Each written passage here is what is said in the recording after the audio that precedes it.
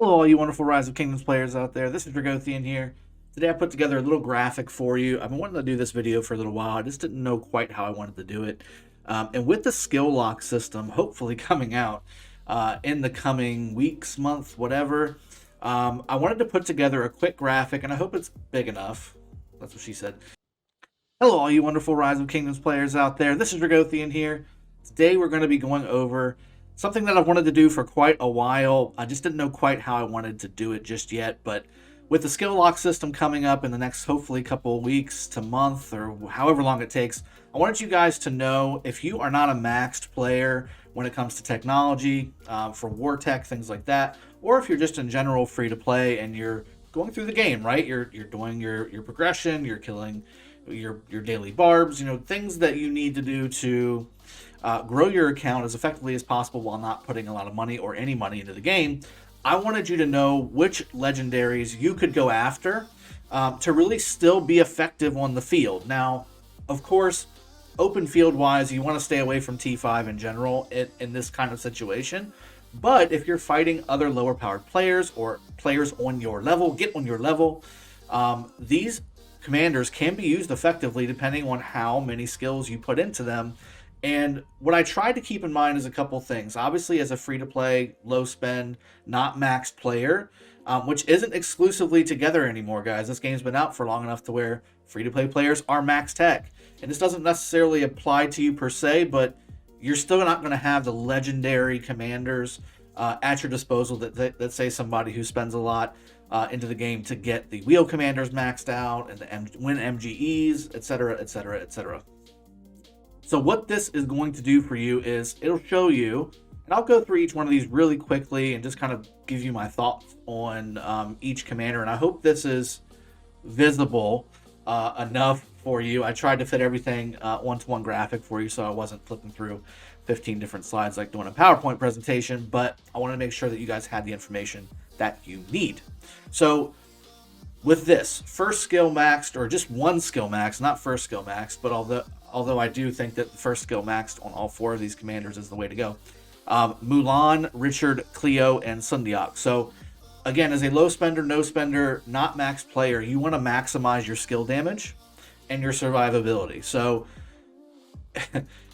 commanders that can give you a heavy nuke right at the beginning, or a buff, or a huge heal are going to be beneficial for this type of player. So with Mulan, she's got one of the best buffs in the game with her first skill. Now, certainly, if you want to use her more effectively, getting her 2 or 3 skilled is fine, but she's usable in your situation with just her first skill maxed. Same thing with Richard. Every skill you add to him, and this is probably, I don't say probably, this is applicable to every commander in the game, but particularly for PvP, free to play slash not maxed commanders or governors. Having his first skill maxed, that max heal is fantastic. You can use him in combination with a YSG or any AoE or Sun Tzu or any AoE, and that's a great barb chaining combination. And then certainly in the battlefield, Richard's first heal is going to be able to keep you alive very, very well. Cleo, again, being AoE friendly buff wise, is beneficial. You can throw a Cleo out there and help people get more defense and get a few heals.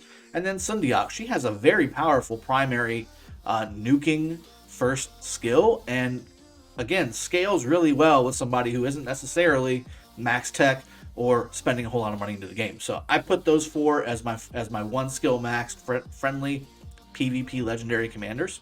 Then we start to get into the 2 and 3 skills, and it starts to stack up a little bit more, obviously, because, well, let's be honest, they want you to max these commanders, right? But this guide is to show you can use these effectively on the open field, and I'm going to go into that, and still have some decent results. You're not going to get max legendary results, guys, but you're going to come close. A lot of these are going to come very close. So with why I'm picking these commanders, if you're a not maxed slash free to play player, you should not be doing garrisons. You won't see a single garrison commander in this guide. You should also not be leading rallies, so that's why you won't see an Attila. You won't see a lot of conquering style commanders in this guide. That's the reasoning why I don't have them.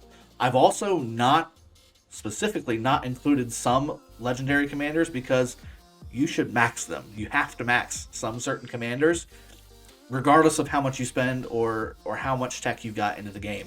There are commanders you've got to max. YSG, Alex, those are two right off the top of my head that you definitely want to have maxed, regardless of your situation in the game. They're that good. So second skill's maxed. Charles 5511, perfectly fine, usable on the open field. Heck, you can even use him as the garrison of your city if you want to. You got to use something. That's a great one to do. Trajan, again, he's really new to the game. He just came out. He is usable with 2 skills maxed. His buff, his AoE skill damage buff is really, really good. And then the stackable skill damage on top of all of that on the later end is also very good. Ishida, I mean, he's got to be in here, right? Ishida, he does the rage regen. He does the skill damage bonus. Can't complain too much, but again, he's a gathering commander, so keep it for what it is. Nebuchadnezzar, you can do him with 2 skills max because the other ones, again, are conquering based. So, unless you've expertised him, his expertise is not conquering based. But you can use the non-conquering based skills on Nebuchadnezzar and have a pretty solid commander. Now, again, he is MGE, so just getting him is going to be a little difficult, especially right away. But you can put your legendary sculptures on a 2 skills max commander. That's like 200 and some change sculptures, 210 sculptures or so. That's not too bad, especially to invest in a really high-end archer commander like Nebuchadnezzar. Leo 5511, or you can go 5115, or he can slide down to that 3rd skill maxed and go 5515. I personally don't recommend doing that, especially for a not maxed free-to-play friendly legendary, just because he doesn't give you as much bang for your buck. But if you want to have him mostly usable, 5515 is the way that I would go. Constantine 5511 is just fine. And again, that's good for open field. Pair him up with Mulan's first skill, and you've got a 3-skill legendary pair that top tier fighters use, and you're getting like 85 to 90% of the value. So that's a great pairing. 5511 Constantine with 5111 Mulan. Not bad. Not bad. I would love to see that from almost all of my level 35 million-ish players who aren't quite max tech. I would love to have one of those armies be a full infantry Constantine Mulan. Tamiris, again, really you only need the first and the last skill to make her about 85% effective. She does have some really good buffs in the middle, and again, her expertise is nice, but really you can get away with 5115 and be doing some significant damage, skill damage wise, and debuffing a target for massive skill damage bonuses for everybody else around you. Really, really nice. Double C, again, could be 2 or 3. I think his heal is really, really nice to have. However, to make him almost 85% effective on the battlefield, his first and his 3rd skill is really where you want to be at. Double C's 3rd skill is really his most important behind his actual nuke, in my opinion. The heal is situational. It's chance-based, whereas that 3rd skill is very, very effective for gaining damage for Double C. 3 skills maxed. Now, we've got some gold key commanders in here, guys. So that's why, they're leadership legendary commanders, some gold key commanders here. Those are, again, not maxed free-to-play friendly, PvP friendly legendaries, because you can use mixed troops with them and it's not too bad. However, you can use them as secondaries as well and get a really good bonus too. So Julius, his first skill, certainly, basically everything but his conquering skill you can use. He gets the troop capacity bonus, he gets the defense bonuses from the 2nd skill, and he gets the skill damage bonus, or all damage bonus, I should say, from his first skill, benefiting everything. That's not a bad pairing to have for any of your stuff. Again, use gold keys only. Do not pump universals into these gold key commanders, especially if you're not max free-to-play player, okay? So, I was going to jump to Saladin, but no. So Mehmed, same thing. Everything but the conquering skill is really, really good. Open field-wise, he's just fine. And again, Julius Mehmed's not a terrible pairing. If you are a lower spender or no spender and you're not quite maxed yet, you can use mixed troops on the open field, and you can even rally with them if you find a nice little juicy 22 million city or something and you want to go ahead and throw some bones over there and start looting some resources. That's certainly something that you can do. El Cid, he made his way in. Okay, so he's a gold key commander. He's got some stat bonuses that are nice to have, but not necessary to max. But he does have the heal. He does have the additional skill damage, and he has his crowd control first skill as well as skill damage. I would say El Cid, 3 skills maxed, and again, use your gold keys. Herald, same thing. You can dodge. You can dodge a couple things here. Obviously, his expertise is really geared towards improving his counterattack damage, things like that. But his skill damage, the skill damage that he pumps out is absolutely nuts. Go after those non-conquering skill damage bonus skills, and you'll be in really good shape. William 5551, absolutely, you can use him. 90% effective. Expertise is nice to have, and that 4th skill is nice to max as well, hence the expertise being nice too.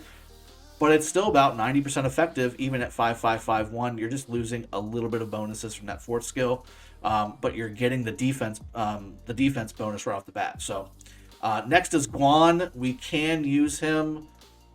3 skills maxed. Again, same methodology as some of the other ones here. Just don't get the conquering skill because, again, you should not be, as a not maxed free-to-play player, you should not be rallying cities. You should not be leading rallies on cities, okay? So just get everything but the conquering skill, and you're going to be in really good shape with Guan. Edward, same thing.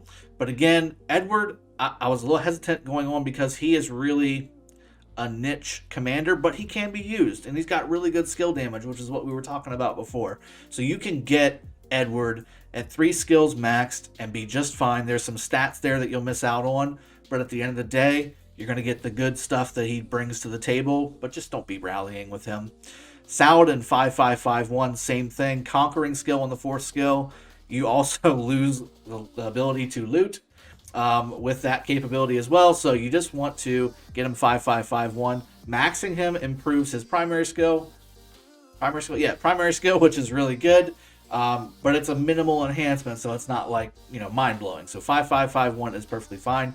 When we go to the back row, we got 2 left here. Takeda, same thing, 5551. Although I will say, I would recommend maxing Takeda. His expertise is nice. His 4th skill is really nice as well.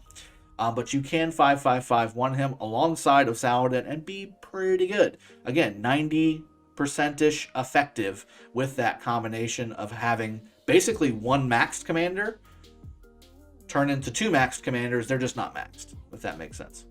And finally, Cyrus. Cyrus can be used, again, 3 skills maxed. There is a conquering skill in there. I would recommend not conquering, but it's while you're in a rally situation or something like that. You don't necessarily need it.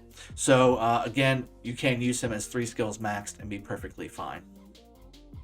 I hope this has been helpful because, again, I think that this is really what we're looking for here is value, right? This is a value for you to use some of the top tier commanders in the game without necessarily having to max everything. So, hope it's been helpful. If you have any questions, throw them in the comment section below. Again, this is a sponsored content creation channel for Rise of Kingdoms. See you guys next time. Cheers. Have a good one. Take care.